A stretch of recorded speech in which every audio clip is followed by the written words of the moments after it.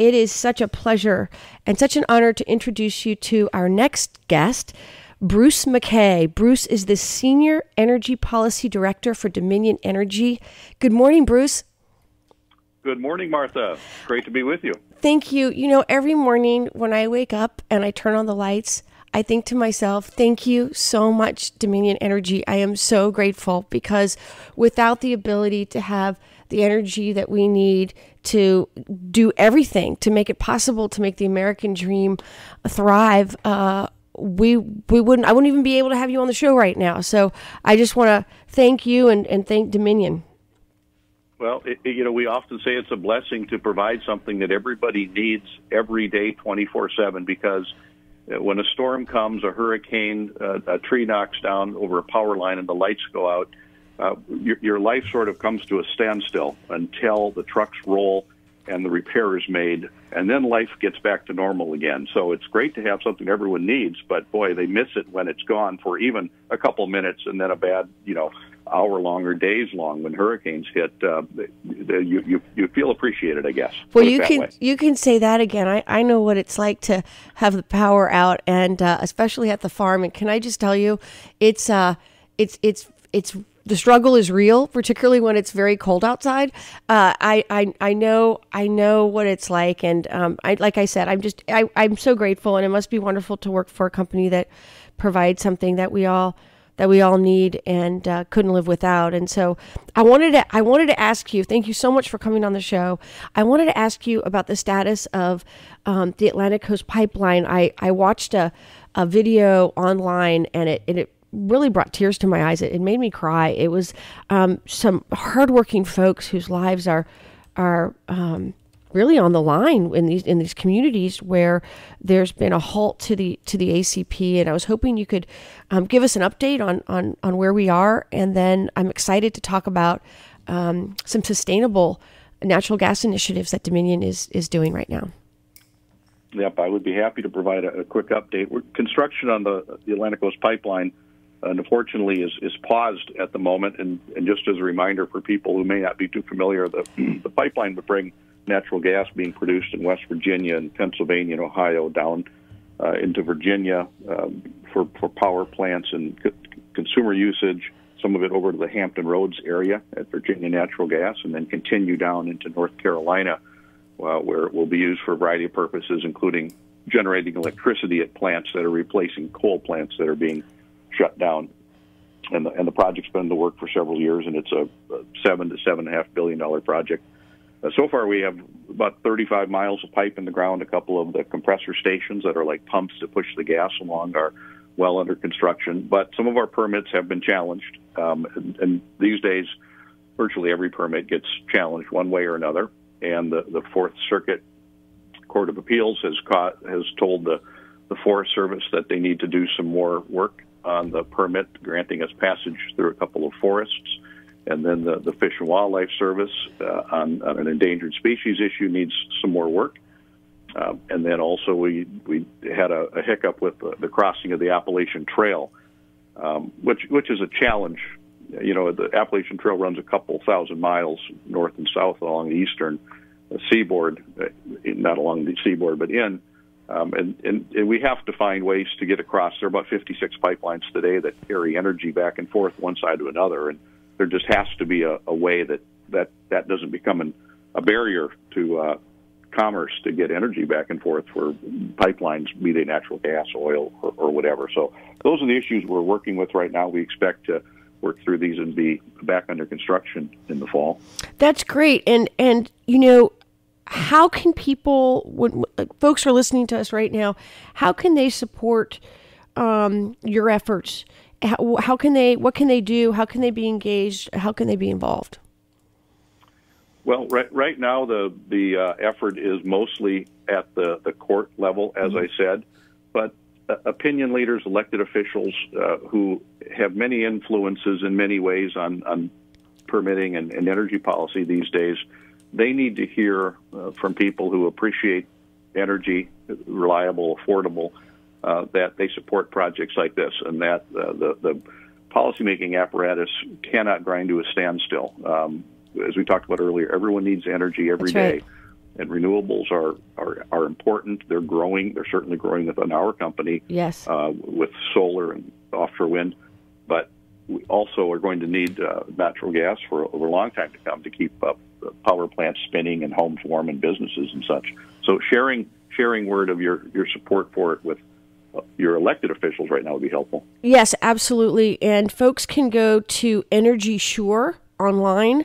There's a petition to sign. There's some videos I want everybody to watch about hardworking Americans and how this standstill is affecting their lives. And I also wanted to talk about something I'm so excited about. I'm a farmer, and I'm so excited to learn about Dominion and sustainable, natural gas initiatives like the recently announced Align Renewable Natural Gas joint venture with Smithfield. And I understand Dominion is investing around $250 million into this project, and it's going to compensate farmers for the methane that's produced from hogs on pig farms. And I was hoping you could talk to everybody about it. I watched the video. This is so exciting. And I was hoping you could tell everybody about it. This is a wonderful initiative. It's exciting. It's wonderful for the agriculture community and also for providing sustainable alternatives. Oh, I would love to talk about it. We're a big, diverse company, and we have a lot of things going on, a lot of initiatives and all. But I would say none are as interesting in many respects and exciting as Align Renewable Natural Gas. And it's, as you mentioned, a joint venture that our company and Smithfield Foods came together and announced last November in Richmond. We're going to put $250 million, as you said, which is a lot of money, into these projects that will go out and capture methane from waste ponds, from manure ponds where animals are raised. It could also come from food waste, and we have a project like that in Utah I'll mention in a minute. But let's look at the first couple of projects that we'll do in Virginia, one near Waverly and then one down in North Carolina, where we will go out where there's a concentration of hog farms within a certain area and would sort of produce enough methane to make a project viable. We'll put covers over waste lagoons, capture the methane that would otherwise simply be going into the atmosphere. Why do we care about that? Well, methane is about 25 times as potent a greenhouse gas as is CO2, carbon dioxide. So what we will do is capture that, and Smithfield will do it at their farms and those that they contract with, the farmers. Farmers can invest and get paid back for this. Wow. We then will capture that methane, we'll take it to a processing unit, clean it up, put it into a distribution pipeline, and then it will be used for all the different benefits that natural gas currently is used. It wins on about 5 different ways. It's a great waste management tool. It is great for the environment. It's great for the farmer. It's great for consumers who want to use sustainable energy. Those who enjoy the products that Smithfield produces, bacon and ham. I mean, that's why it's called Align Renewable Natural Gas. It aligns all these various interests into one initiative, and then a couple. If you want to get wonky here, a couple stats on it. The first 3 projects we will do, and they will be Virginia, North Carolina, and Utah, will produce enough natural gas to fuel about 14,000 homes. This is incredible. I mean, I'm sorry. Equivalent to taking 120,000 cars off the road in terms of the greenhouse gas capture. I mean, I'm so excited about this technology. I'm just blown away by it. I mean, those numbers that you just said alone are huge. And I know the investment is tremendous as well. I know $250 million is a humongous investment. And, you're reducing greenhouse gas emissions. You're providing energy to all of these homes. This is amazing. I mean, this is really huge. And will this be, do you plan on, will we as Americans see this happening all over the country? Because you're really taking the lead on this. Well, it is. This technology's been around for a while, and different companies have been trying to crack the code on how to make this profitable. And make no mistake, it's expensive to do. It's a more expensive gas product at the other end. Yeah. But there are some incentives in place. And then there are some customers who say, we're willing to pay more if we know that it's coming from a sustainable source. Right. The technology advances recently have got to the point where this can be done profitably. And there hasn't been yet two big companies like ours, the energy company, and like Smithfield, I think they're the number one hog producer in the world in the U.S., coming together to put money to it. I've described it as kind of putting steroids to an industry here. People will see this and begin to understand the scale of it. We did a presentation recently to some utility regulators, and after the presentation, and it was about this, some regulators came from Iowa and other places and said, would you come to where we are? We have all kinds of animals, feedlots. There is a hunger and excitement about this. New York State, a lot of dairy up there. Yep. That would be a great potential. This is transformational. I mean, I'm so excited about this. It's transformational. I mean, the environmental benefits are there, a renewable, sustainable, reliable energy source, clean energy. And not only that, but it helps our family farmers. It provides a stream of revenue for our family farmers and provides more protection for, I guess, storm events, right? It does. You know, there have been down in North Carolina some of the tremendous storms that have passed through there. So much rain, you know, like a 200-year storm, which happened a couple times recently. These lagoons have flooded and washed over the banks. Well, if they're covered with plastic domes, obviously that can't happen. So it's a protection against that, and it also reduces the odor to a certain extent for people living in the region. This is such a win-win. I mean, I have to tell you, I'm so excited about this project, or I guess we should call it a transformational project, because this is really a game changer, isn't it? It truly is, and as I said, I think in time there will become a greater awareness of it. People will understand the scale, and it can be done in a lot of places. Missouri, also anywhere where you have a whole lot of livestock. And then I mentioned also in Salt Lake City, where our company owns the gas utility and pipeline system out in Utah as of a few years ago. We're doing a project with the city to collect food waste. Well, any rotting food also creates and releases methane. Well, let's capture that. Let's not let it go into the atmosphere. Let's capture it and put it to a productive use. So that one is coming along as well. Unbelievable. I have to tell you, this is so exciting. I'm thrilled. I can't wait to see it up and running.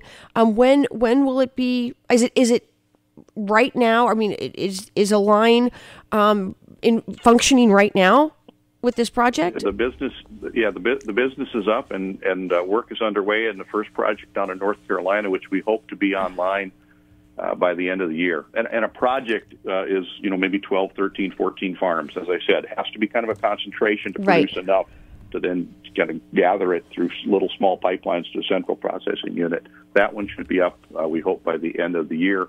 And we hope to be working in the Waverly, Virginia area before long. We have to go through some permitting and do that sort of work. So those will be the first ones that we go. And maybe down the road, people will be able to, on their natural gas bill, if they have natural gas service, select that they would like to source gas from these facilities and pay the premium, but know that, hey, I'm helping address an issue here.